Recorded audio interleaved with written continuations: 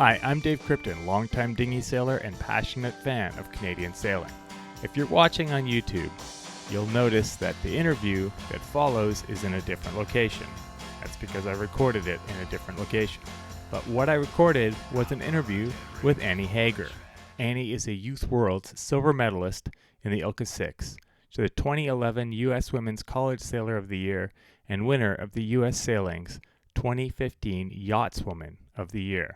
She placed 7th at the Olympics in the 470 in Rio. She is currently the chief strategist and co-pilot for SailGP Canada. So sit back, relax, and enjoy my interview with Annie Haeger. All right, Annie, welcome to the podcast. Yeah, thank you so much for having me. So we'll start out with a few short answer questions.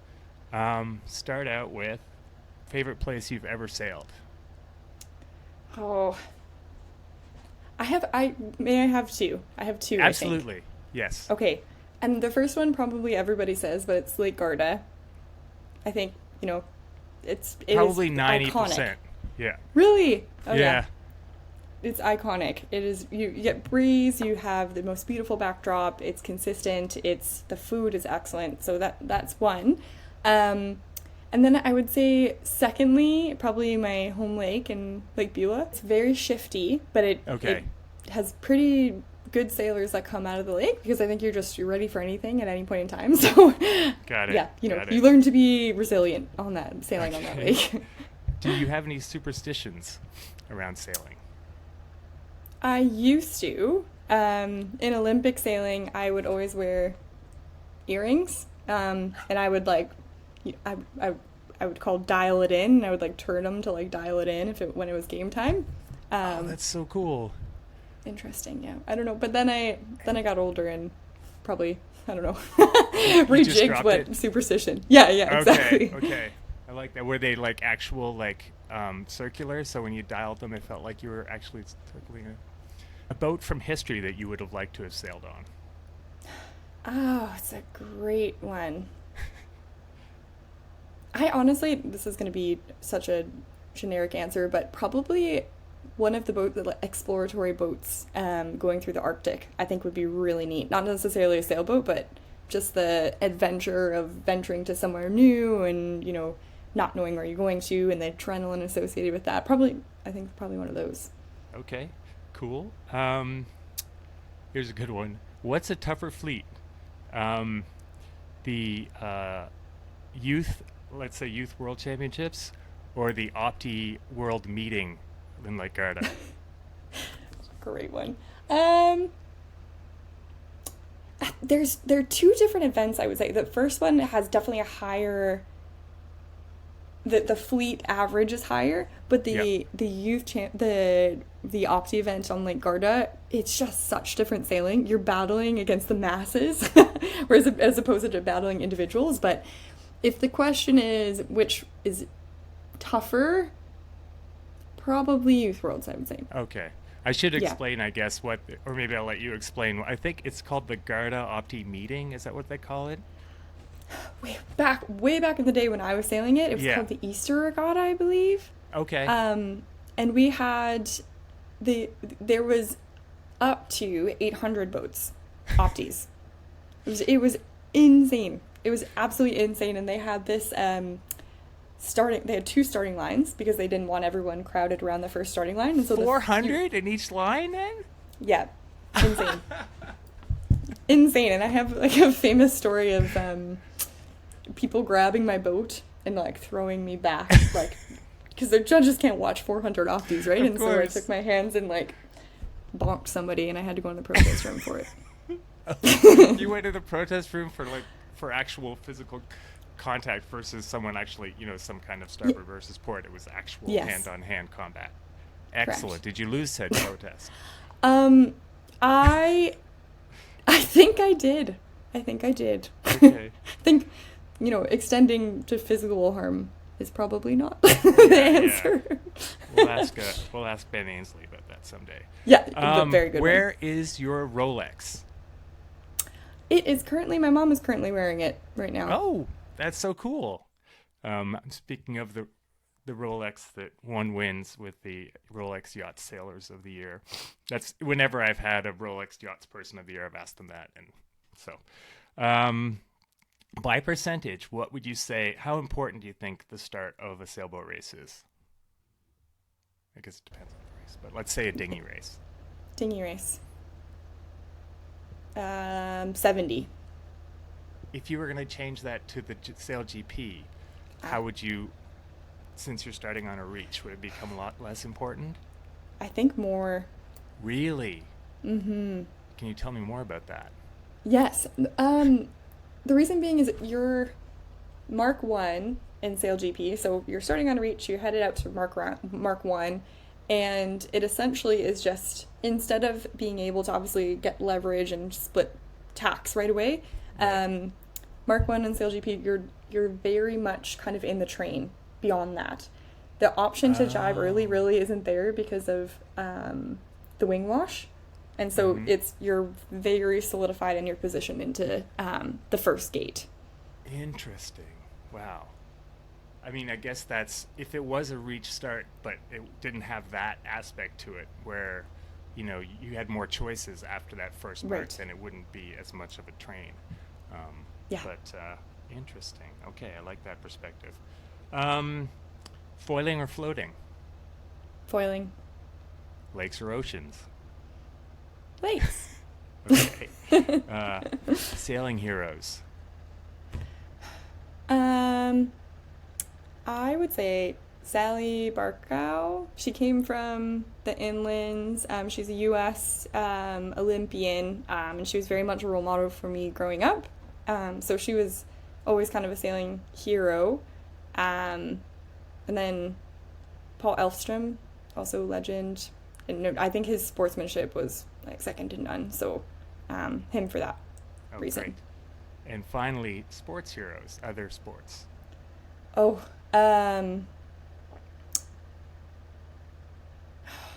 Yeah, you know what? I think that Nadal is amazing. Yep. Absolutely amazing. There's so many inspirational women as well. And Federer, oh my gosh, actually, I scratched that. Roger Federer. Oh, good. For okay. sure. Yes, okay. as opposed to Nadal.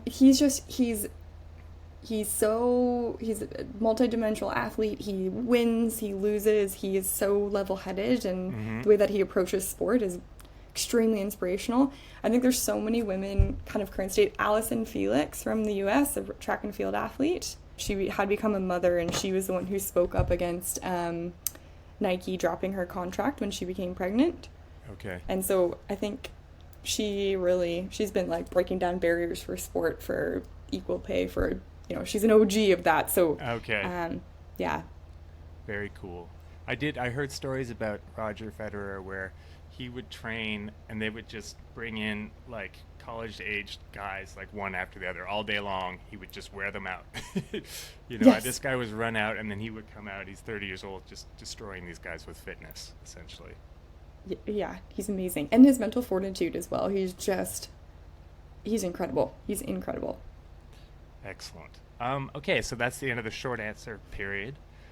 Tell me, I guess we sort of started, but tell me about your whole home club and what it was like learning to sail there. Yeah, so I grew up sailing on Lake Beulah. Sailing's been in my family for a very long time, and so my grandpa, my grandma, my dad all grew up sailing at the same yacht club, and when I tell you it's quite literally a shack, it is. Okay. There's no formal staff. People bring in food to serve on when we have events. My mom's in the back cooking, my uncle's in the back cooking. It's very much a family-run operation. Not by my family, but by the family that is Lake Beulah. And I grew up sailing opties and then transitioned into some laser stuff after that. And I found out I was a little bit too small to really make it in lasers. I couldn't quite get big enough. And then so I shifted over to double-handed boats. Did that in college, and then I went to college at Boston College. And my crew / teammate there, Brianna Pavancho, was like, "Oh, you're you should sail 470s with me. I was like, okay. And so then kind of cool. stumbled into the 470 path from there. Did she was already racing 470s, or? She was, yeah. So she dropped out of school for 1 year. She called it a sabbatical, which it definitely was, but she was trying to qualify for the 2012 games with a different skipper. And then we sailed together, we got along, she's awesome. And yeah, she essentially convinced me. I mean, didn't take a lot of convincing, but she was like, well, we'll be great teammates, let's do this thing. And then my coach at the time too was like, you should do it. I'm like, all right, let's give it a try. And then all of a sudden you were too big, right? Yeah, exactly. You were trying to get bigger for radial. Yeah. So, and how would you say, coming from a smaller club, like affected the pathway that you went on? I went to sailing initially because all my friends were there. And we had this super unique meld of competitiveness and friendship that just kind of kept bumping up the level of everyone that was at the club and everyone involved. And we had the complete support of the community as well. So, it's this kind of reinforcing cycle of you do well, the community backs you, you feel like you're accomplishing something, and then you raise the level of everyone else. And then somebody else accomplishes something, and so on and so forth. So I think that the small community really lent itself to like quick learning, and then also, let's be honest, sailing's an expensive sport, and so particularly for Olympics and fundraising, it really, I couldn't have been there without the support of everybody at the club. Right. That's an interesting thing to think about. Well, a lot of that seems very in keeping with what a lot of people have said on the show, like definitely enjoying, like that's the number one, enjoying sailing, which is not always the case with sailors who start out in bigger clubs with a lot of pressure and that kind of stuff. And then certainly like having a cohort, like having a group of people that are kind of at the same level. But then to think of that, like in terms of fundraising, you get to really focus it in on a small group of people. That must be a little easier, right? Yeah, I think so. And they were able to see, right, like they had followed the journey from when I was 5 until now. And even when I come home now and with the Sail GP, everyone's tuning in, everyone's following, everyone, has changed their shirt from USA to Canada. Like it's really, it's so, it's just, I feel it's a family here. Right. It's amazing. Right. I don't know a ton about, about college sailing in the States. We have it in Canada. It's a much different animal. It's kind of something people do for a few months a year while they're doing their real campaigns in the summer. How would you say, how would you say that the college sailing you did affected the Olympic sailing you did, or the higher performance stuff?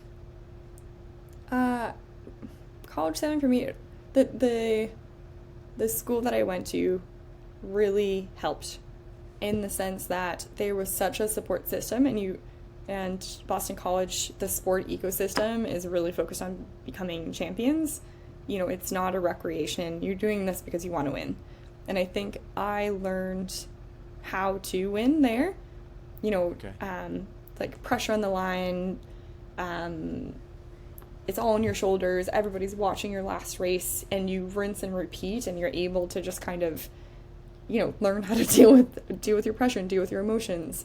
I think the coaching that I got there was superb, just from a mental standpoint. But I think in terms of the trajectory of, performance at an Olympic cycle, the medal races is obviously the easiest to kind of compare between the two, and we because of with the exception of Rio, pardon? Because of the smaller fleet, you mean that?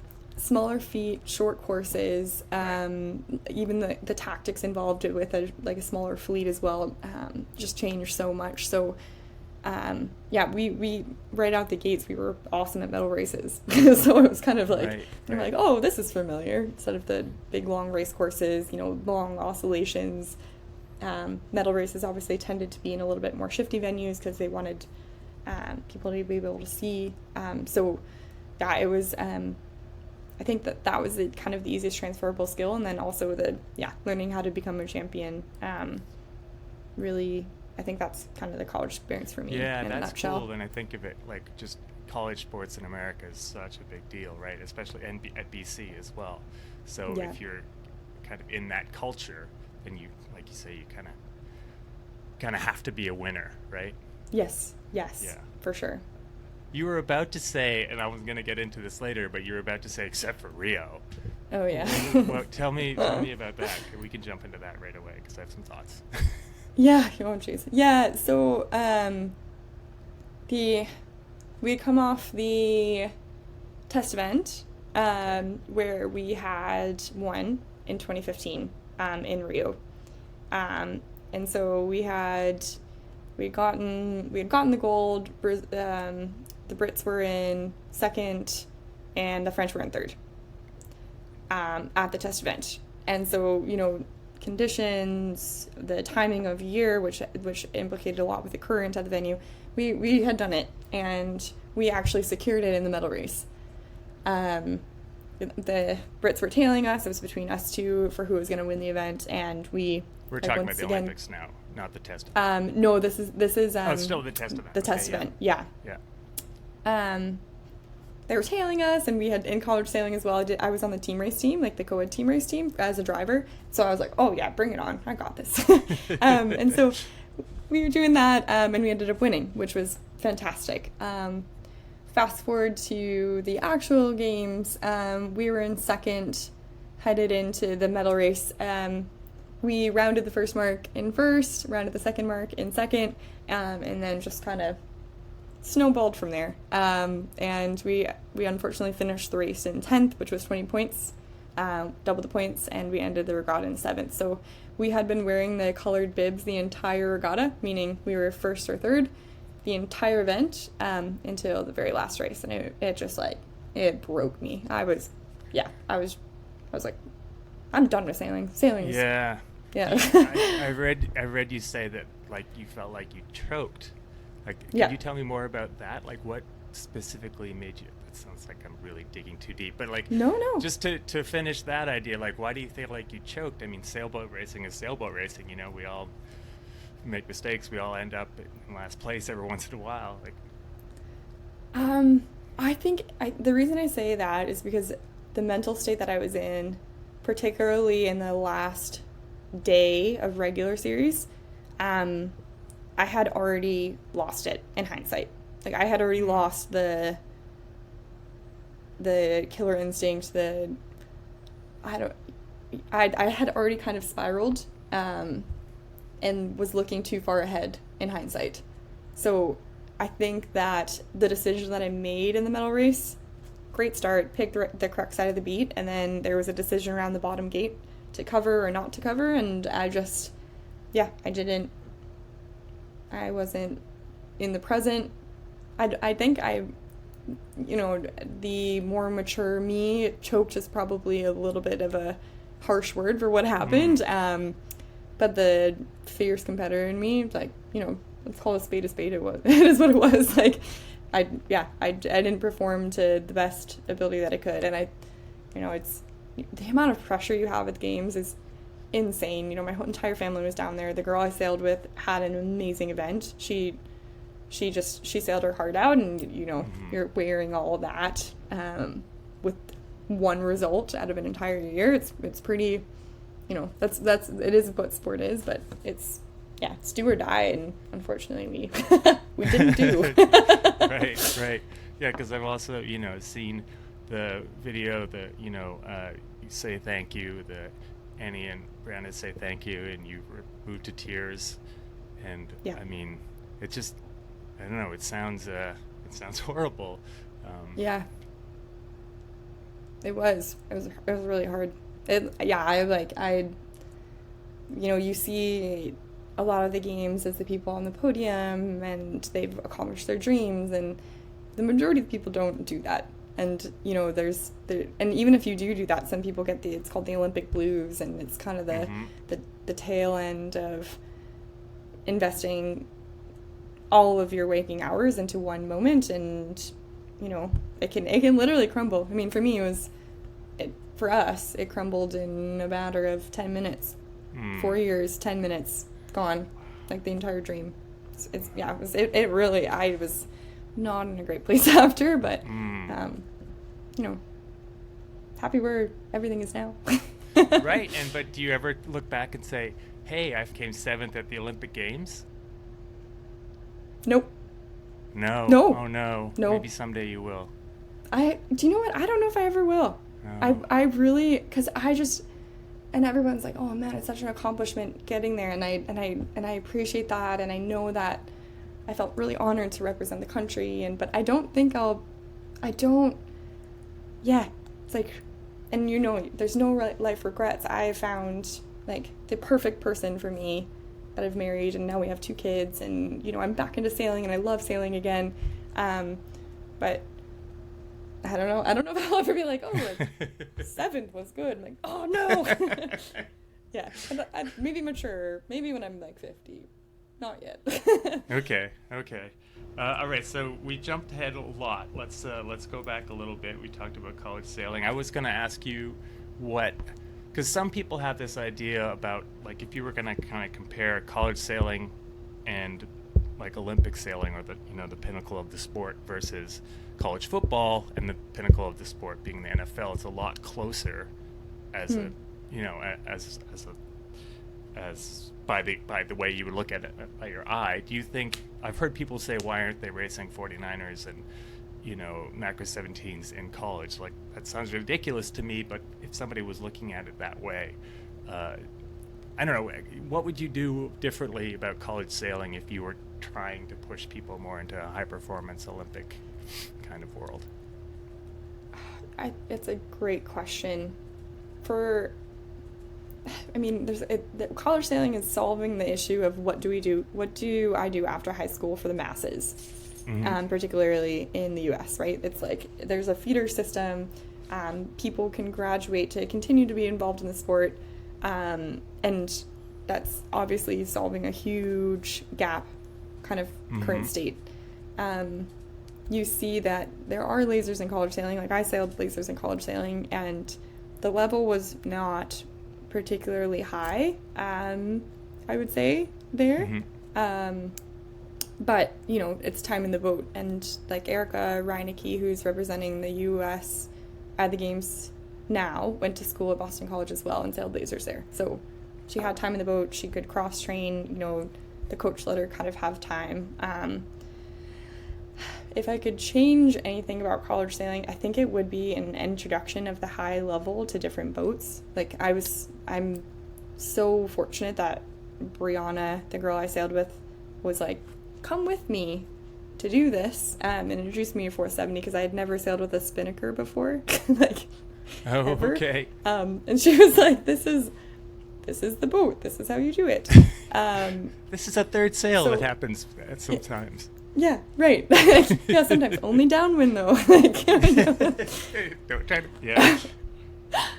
But I think, like, introduction to boats, because you never know. You know, there's some people that don't thrive in sailing an FJ without, or a 420 without a spinnaker or a trap harness. But if you introduce them to a 49er, their skill set could be really matched to that. So I think having some kind of maybe pathway, just to even introduce people to boats would be a good way to start the process, maybe.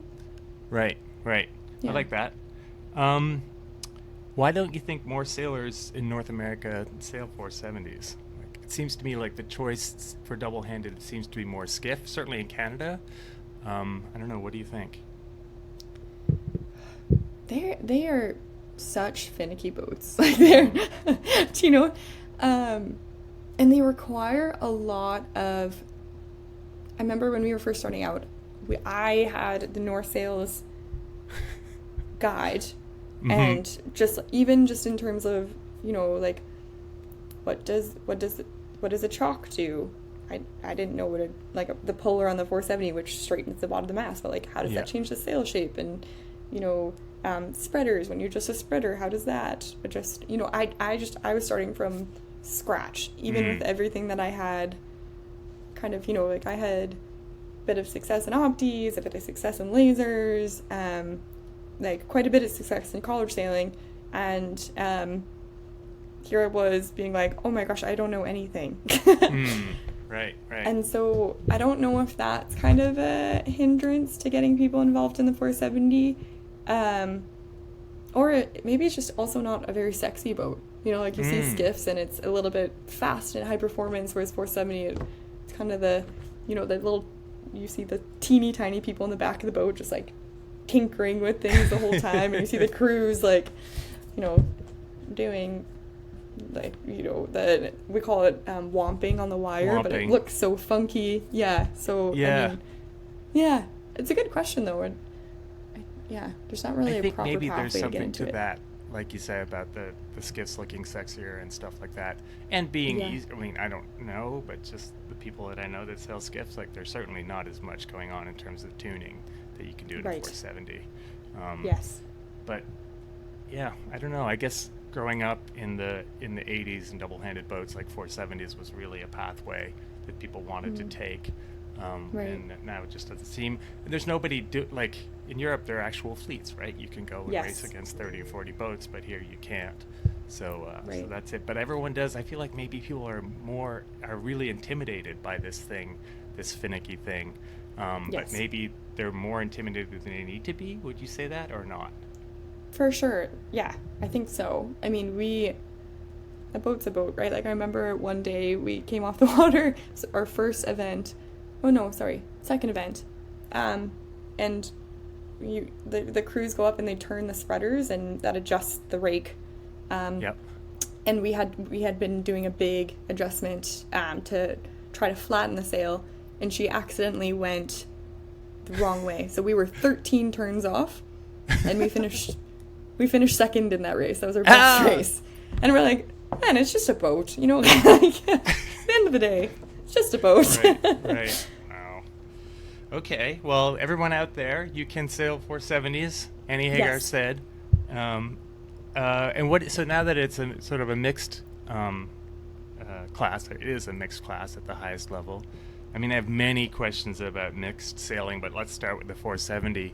What do you think about what are your thoughts about the 470 being only a mixed class? When you did it, it was co-ed, men and women. Yeah. I think that,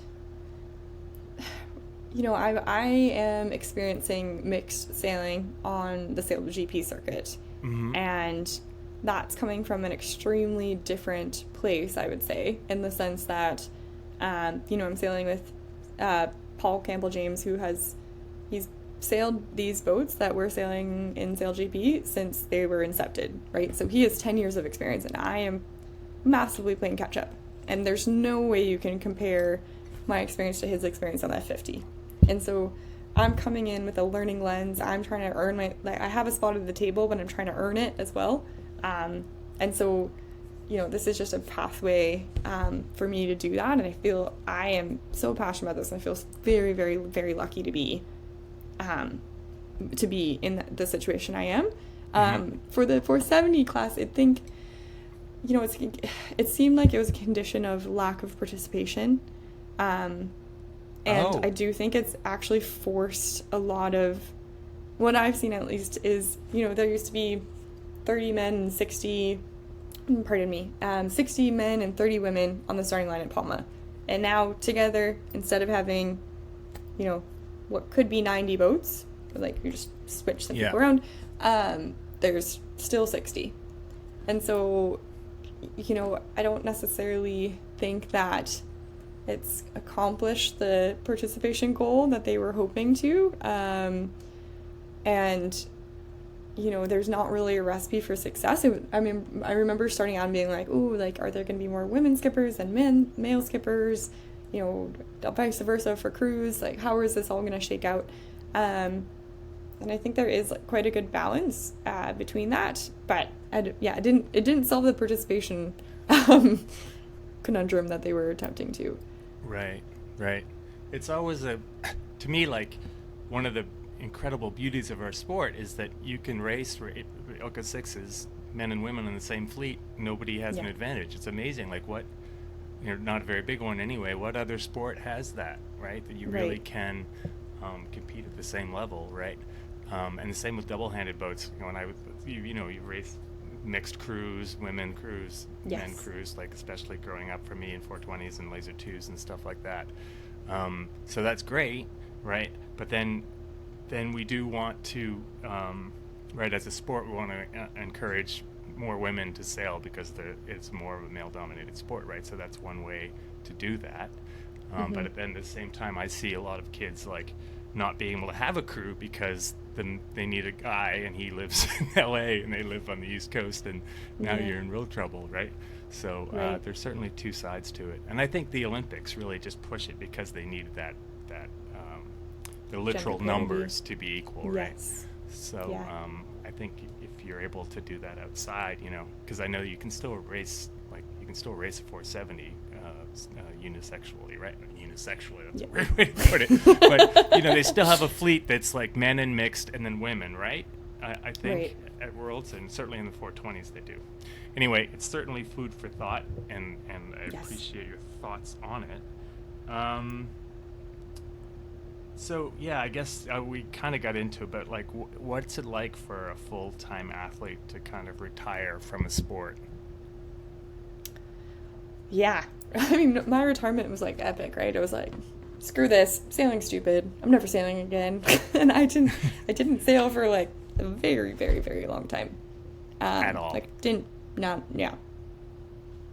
sail. I just, and once again, I think that was perhaps a maturity issue, but my whole identity was wrapped up on like that one race and that one podium, and so, I was like, if I can't do that, I am no longer a sailor. And so I had to redefine how sailing fit into my life because I was always competitive.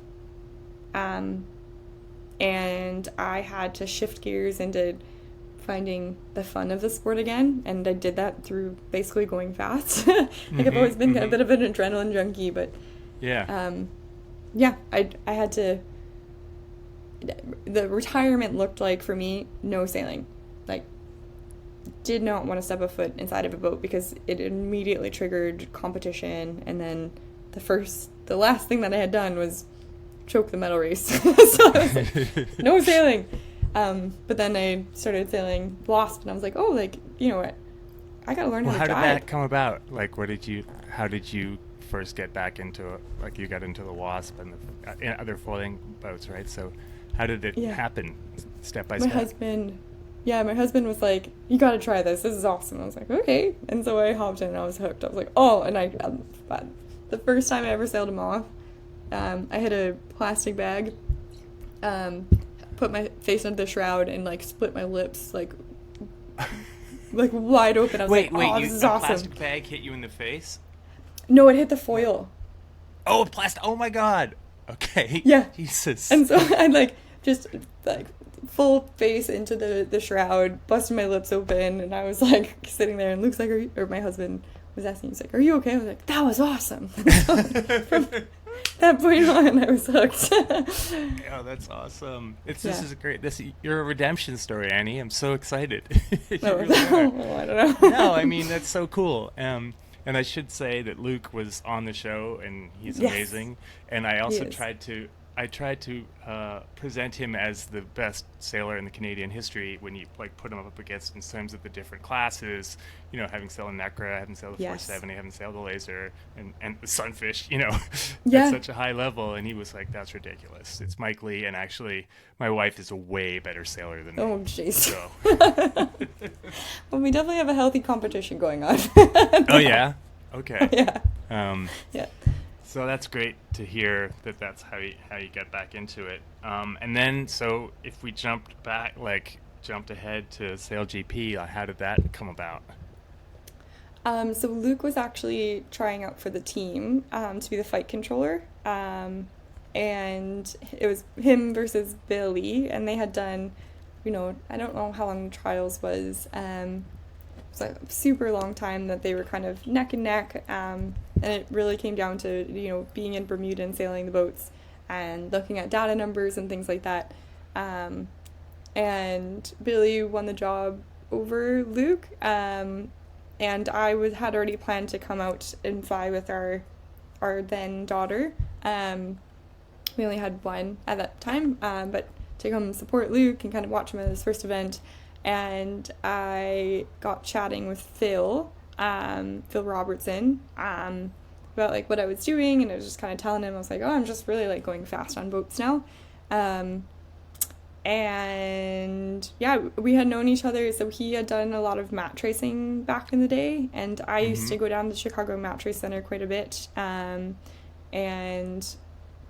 help out and be a crew, and I sailed I think one event against him, against Phil, that is, and so he was a familiar face, so just catching up, and he was like, he had kind of asked if after Luke didn't make the team, and other people had other focuses, so Isabel was focused on the America's Cup and Georgia was focused on the Olympics.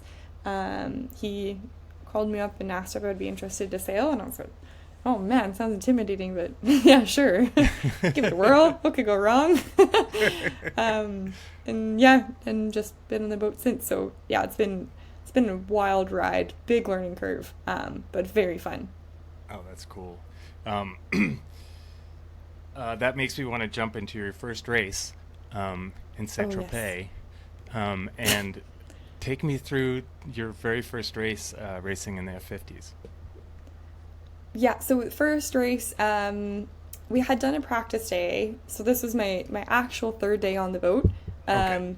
But the first actual race, that counted. But we were headed downwind. We didn't have a very good start. It was the second downwind of the leg, of the race, pardon me. And we were coming in on starboard. Spain was on port. And I still think this is a ridiculous rule, my personal opinion. But Spain didn't alter their course, didn't try to jibe, and we ended up hitting them.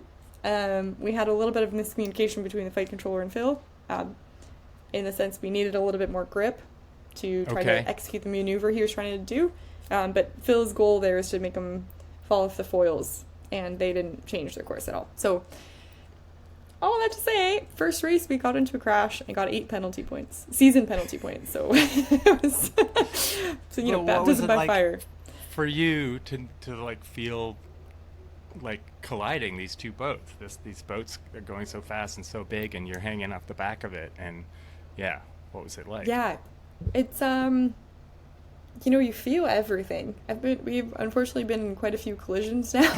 So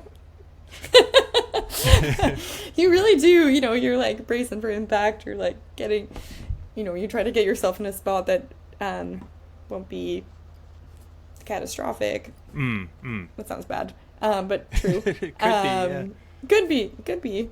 And so yeah, you really do feel it. It's like quite a force to be, get thrown forward quite a bit. I don't know. It seems to me like being on starboard tack should be a safe place. Like those guys should have avoided. But, yeah. I don't know. Now, when I watch that video, it seems like whatever happens afterward, Phil is coming across the tramp. So, were you on the wheel for part of that? No, he had said my wheel. So if there's tight scenarios as we're crossing through the maneuver, then he'll say my wheel and kind of do the driving from there. Okay, from the leeward side even. Yes, yeah. Okay. Because I just saw it and I was like, oh no, this was Annie who actually drove the boat into the Spanish road. I need to know about that. No, that would have been very bad. Thankfully, I did not hit the Spanish. Everything we've hit this season so far has been Phil. Okay, good. Phil was my first guest. He was awesome. Yes, he is awesome.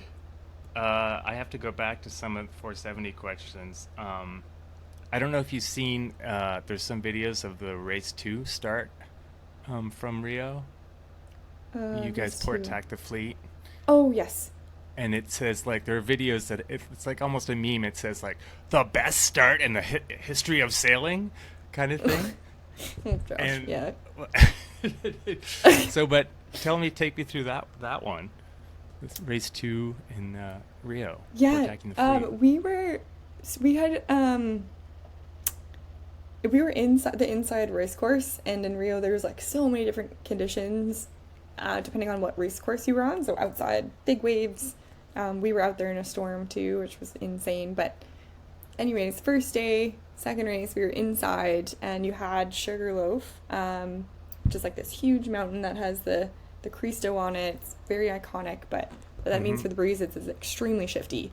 And we had kind of set up on the pin end of the line, and like, we had, I don't want to say that we had seen the shift coming. I think it was Okay. definitely luck. Okay. But we lucked out, huge shift. Yeah, we kind of like port tacked the fleet in the Olympics, which was, You were going for a pin end start on starboard, and all of a sudden you couldn't make it, so you just tacked. no, we actually were laying the pin. Okay. But everybody else kind of hadn't accelerated properly, and like the huge shift came. People were just basically pointing at our sterns, and so we just, yeah, port tacked the fleet.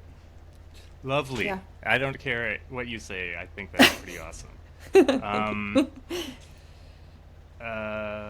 yeah, I mean, you talked in also one of the interviews about how Luke came over to help you de-rig your boat after the medal Yeah. race. And were you Yep. guys dating at that point, or? We were, yes. We had been dating for 2 years at that point, and so he knew me very well. But yeah, he afterwards I got the boat up on shore. I went and had to go have a solid cry by myself, Hmm. and he like waited, let me have my time to like do that, and then he helped. We de-rigged the boat in complete silence, which was exactly what I needed. And yeah, he was, man, you talk about like the perfect person for you. And I know, don't want to be schmoopy, but he's actually the best. He's such a great human. So I feel very, Aw. very lucky. And that just really solidified it for me. He's like, man, he knows exactly what to do, even when his partner's being crazy, Hmm. crazy emotions. One of the darkest days that I've had. He knew exactly what to do. Because you kind of said in the interview I read is that you guys de-rigged the boat and you didn't touch a 470 ever again. Yep, I have not touched a 470 since, and I don't think I will. When you start going 20 knots on a Oh, moth in like the first 10 minutes you're sailing, like why would you ever want to go back? I know exactly, and I don't want to be Actually, to be fair, moths, the boat work per sailing time is very similar to the 470. So Okay. that's why, winging's better. Oh, okay. You can Okay. you can just go and, you know, go and have fun instead of just spending all the time doing boat work. Okay. I don't know. I'm Okay. changed now. Do you know the term cheese wired? You heard this? I think I have. What is it? Do you remind I me think what it is? when what you happened when the shroud hit you in the face. Oh, yes. It's like a cheese wire. Yes.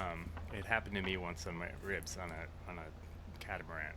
It Oof. pitch pulled and I fell forward, and the shroud hit me in the side, broke two Oh, yeah. ribs. Oof. Because this podcast is all about me, Annie. I don't know if you knew that. I have this section called Hijack the Guest, where I ask the Okay. guest something that I'm specifically working on in my sailing. And everyone's always saying, look upwind, you try to find the pressure, all these things, like before the start specifically. And I don't know, like, I have a hard time with it. I look for darker water or whatever, but I don't know if you have any, like, tips or ideas of when to look up the course, like how to find the different things, like how would you help somebody if they're having a hard time with that? That's a great question. I think so. I just sailed this past weekend in a very shifty venue, and looking up the course, basically, sailing up the middle was going to be death. Hmm. There, it was very much a pick your side and play your side type of thing. So it's more of like the big picture conditions. Did you know it was middle was death because you could see there was no wind, or it was just one of those things where everyone was like trying to do the shifts and the middle was just getting killed? I would say the second. You basically, there's two pressure lines coming kind of down the course, and if you were trying to play each one of them, you couldn't quite. You were losing leverage on both sides, sort of thing. Right, so, right. I see. I guess Okay. typical lake sailing, but looking up the course, you can tell which way the shift's gonna come based on the way that the puff's moving towards you. Okay. And so, looking up the course, you're obviously looking for pressure, but you're also looking for the trajectory of the puff. So, if it looks like it's gonna be a righty as it's moving down the course, that's like a good indication of how you should set up in the puff. I would also say, like, you kind of hit the nail on the head there, is like right off the start is absolutely crucial to be in the pressure and shift right away. So, acutely looking for that specific point in time prior to, but also long term of where you're trying to get to. So, like have a check-in point of a third of the way up the beat, check in with yourself. Oh, I like top left, or I like top right. And then try to find a path to get there. Okay. Good. Thank you. Yeah, you're welcome. I mean, I think it comes with experience too, eh? But yeah. certainly, yeah, like I think that's it. I think that definitely, like, I've seen people, especially younger people, like not setting up at the line until like 2 minutes, just staying out there trying to see what the wind is and then just kind of pulling in at the last second. It seems to be more and more a thing to do. So I watched your video explaining the strategist role and all the things. I think when I first got on the boat, you obviously have to build up the trust with everyone involved as well. New meat on the boat, a lot of high learning curve. Really got to make sure that you are inputting the information that Phil wants and when he wants it, and obviously just adapting to different people's styles of sailing as well. So the position has shifted slightly in that I'm more involved with the breeze now than I was previously. Before, it's very much like course orientation and looking for where the breeze, where the what the next move should be, sort of thing. So just trying to always be thinking ahead. And now I've kind of added on my plate, adding in the shifts of the wind as well. So, like pressures on the inside, which means like high mode would be good to get into the pressure, or like righty coming, let's foot to it. So fast mode to where the next shift will be, sort of thing. So yeah, it's shifted slightly.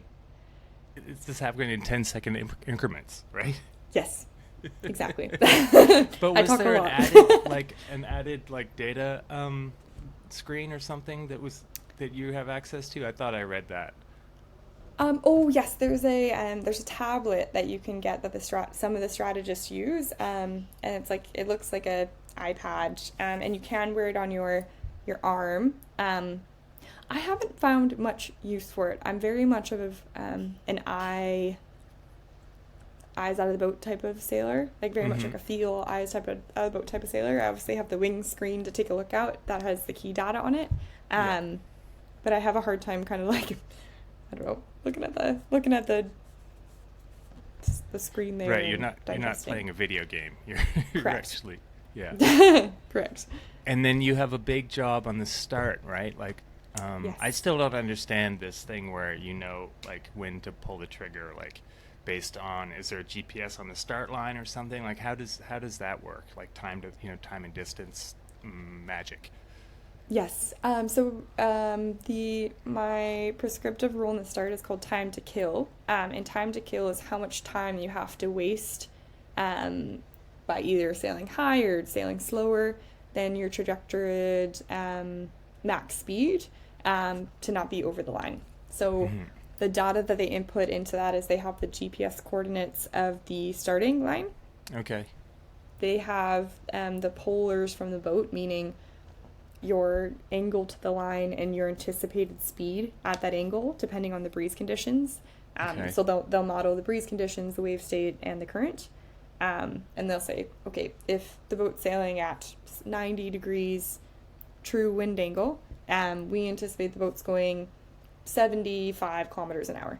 And so it'll use the GPS coordinates, how fast your boat's currently going, and then the anticipated time to accelerate and get to the line, to calculate that time to kill number. So when you're saying they, though, are you getting data from like outside data people, or okay, so it's literally like numbers that are coming to you, or sound, or how do you get that information?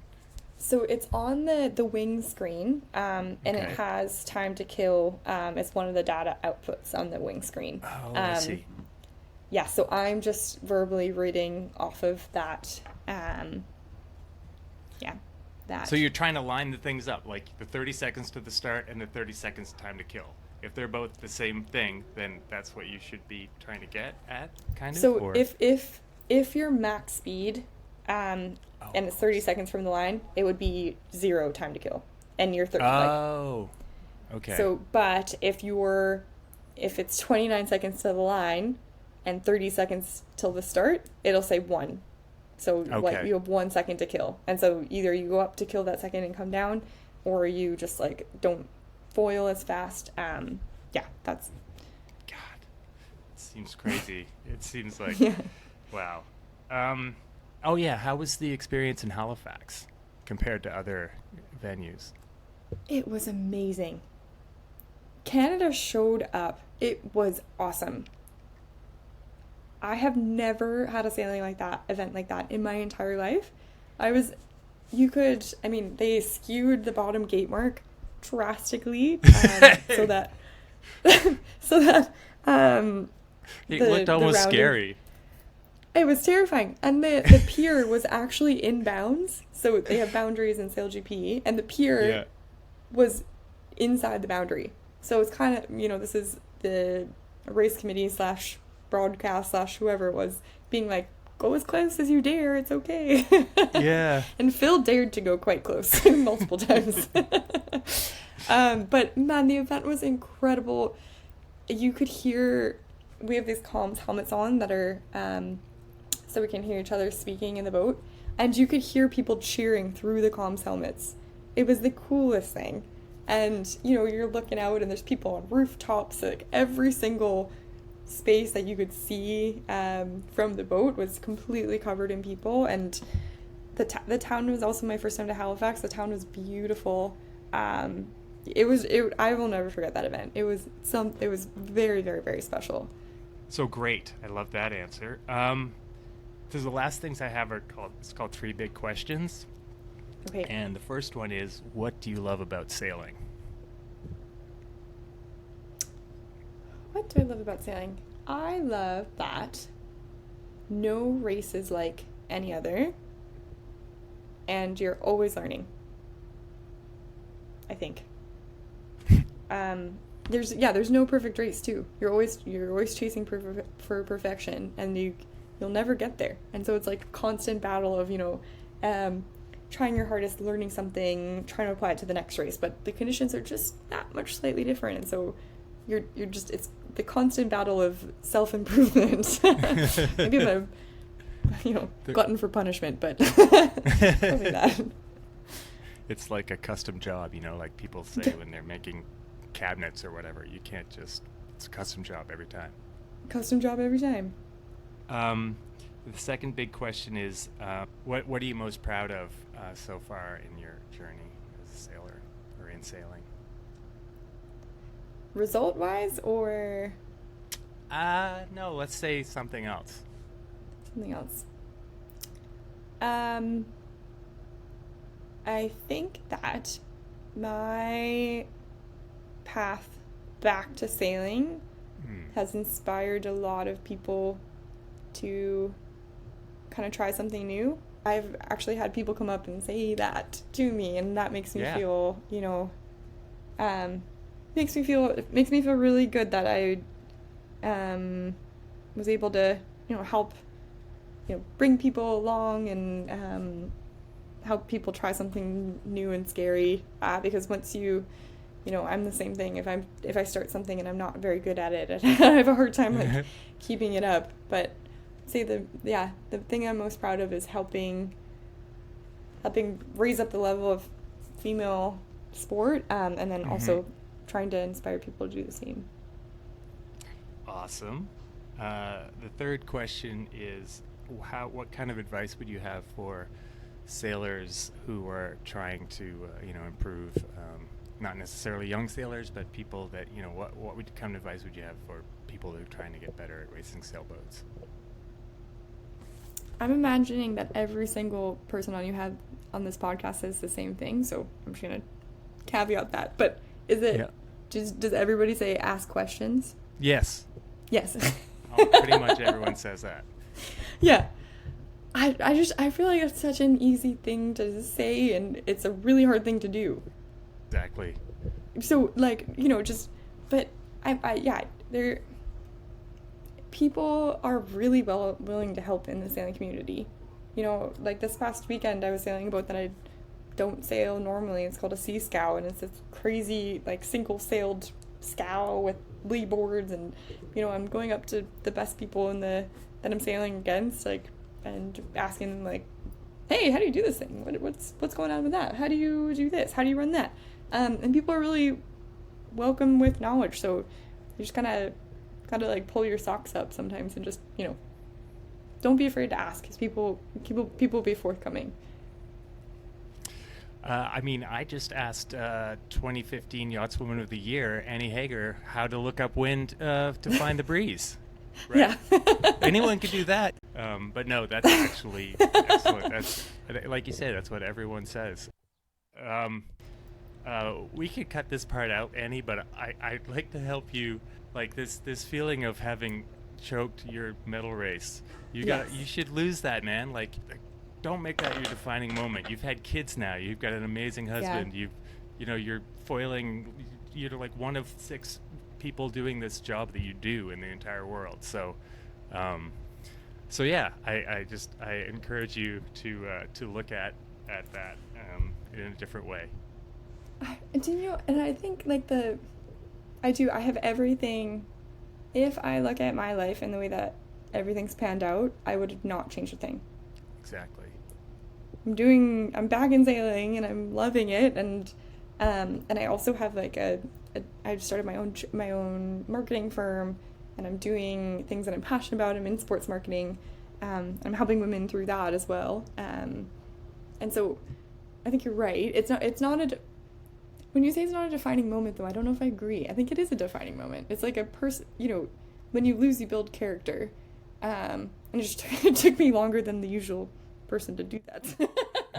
Usually people are a little bit more quick and back to it, but for me, I just had to dig a little deeper and get a little bit of perspective and maturity and whatever else it might be. But I don't know. You're right. It's.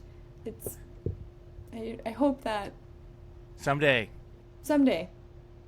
we'll check back in 10 years. Absolutely. I'll 10 years, 2034. Yeah. Annie Haeger, thank you so much for being on the podcast. I appreciate it very much. Yeah, thank you for having me. It was awesome.